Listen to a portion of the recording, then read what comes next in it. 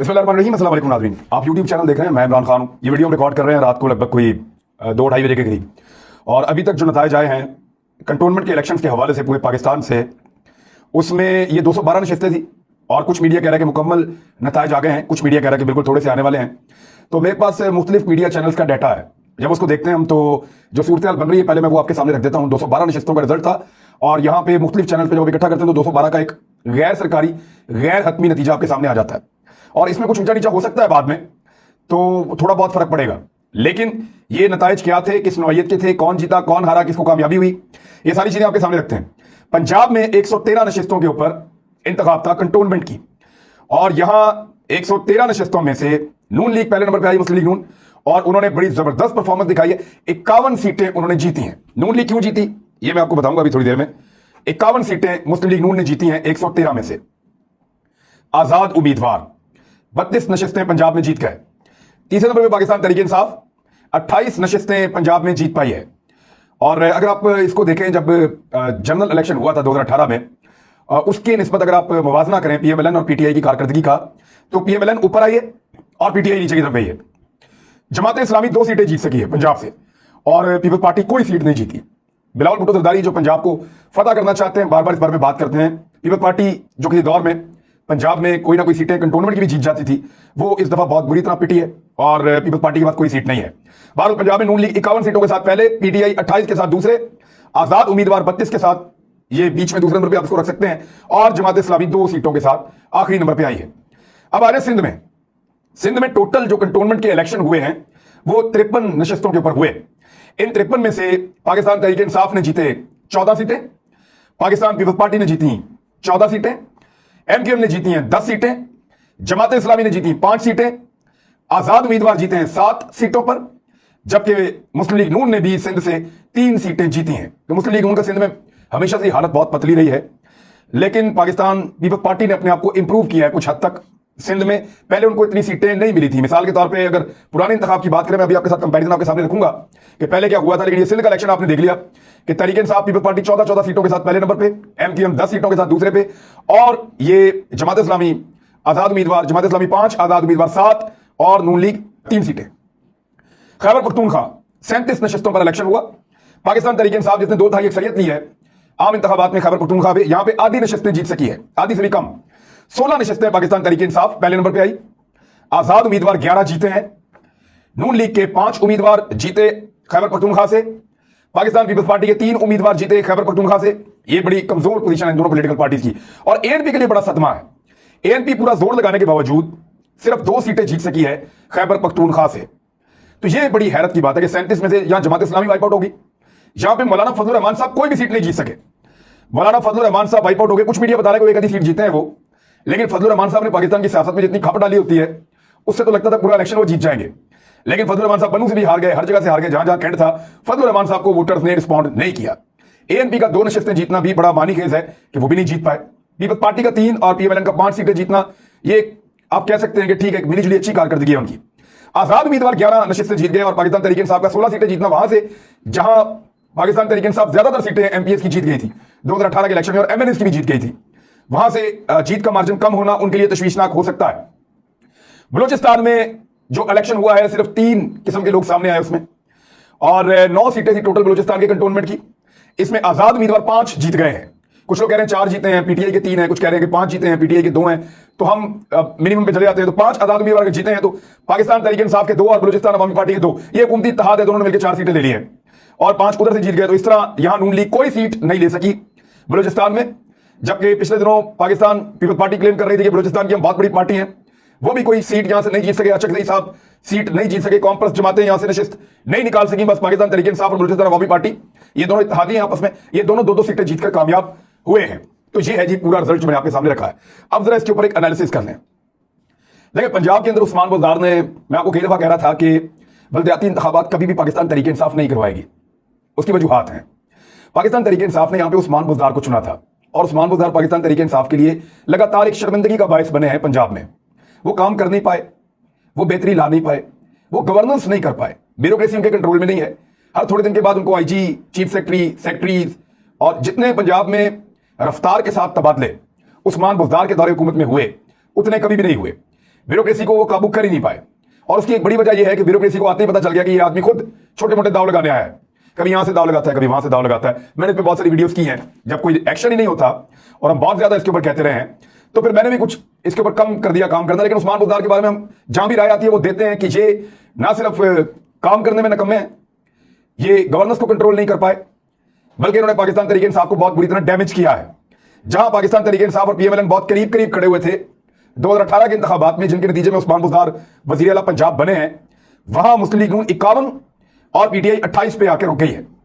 पहले जरा 2015 के जो कंटोनमेंट के इंतखाबात से, इससे पिछले वाले, उनको भी आप एक नजर देख लें। ये 2015 के जो इंतखाबात हुए थे वहां 199 नशिस्तें थी, यहां 212 हैं, यानी 13 नशिस्तें बढ़ गई हैं। और अगर आप वो देते जाए सबको उस एवरेज के साथ तो आसानी होगी जरा समझने में। नून लीग सबसे बड़ी जमात उसमें बनी थी 68 नशिस्तें लेकर। अगर ये 13 बीच में शामिल करें उसी एवरेज से तो 3-4 इनकी और बढ़ती है, तो ये 72-73 नशिस्तों के ऊपर नून लीग कामयाब हुई थी। आजाद उम्मीदवार जो हैं वो 55 जीते थे, अगर वो भी इनमें शामिल करें तो ये कुछ 2-3 आप और मिला लें 58 हो जाते। पीटीआई 42 नशिस्तें जीती थी, अगर आप इस परसेंटेज को पीटीआई के साथ शामिल करते तो 45 तक हो जाती। तो पीएमएलएन 73, आजाद उम्मीदवार 58, पीटीआई 42, एमक्यूएम 19 सीटें जीती थी पिछले इंतखाबात में। इस मरतबा एमक्यूएम 10 सीटें जीती है। ये एक फर्क है जो एमक्यूएम के लिए पड़ा इस इलेक्शन में। तो बहरहाल एमक्यूएम 19 नशिस्तें पिछली दफा जीती है, 10 जीती है।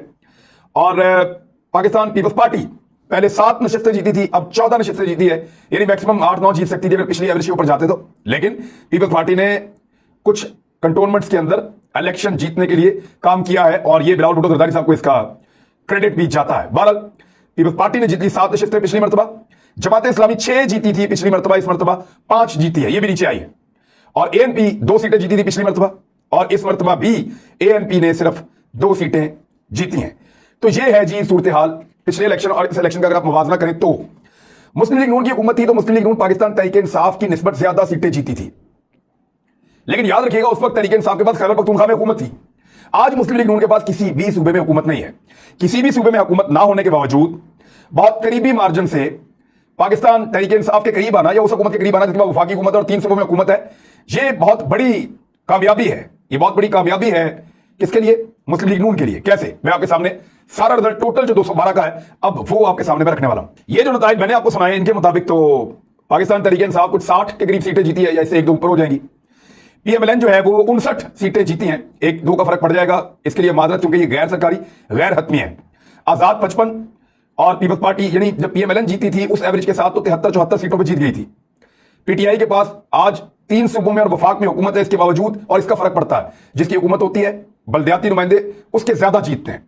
लेकिन हर तरफ हुकूमत होने के बावजूद पाकिस्तान तहरीक इंसाफ ने सिर्फ जो सीटें जीती हैं वो 60 हैं, और पीएमएलएन से इनका 1 या 2 सीटों का फर्क है, इससे ज्यादा का फर्क नहीं है। आजाद उम्मीदवार 55, पीपल्स पार्टी 17, एमक्यूएम 10 और जमात इस्लामी 7, एएनपी 2 और बलूचिस्तान अवामी पार्टी 2 नशिस्तें। अब जरा गौर करें कि क्यों पाकिस्तान तहरीक इंसाफ इतनी सीटें नहीं जीत पाई।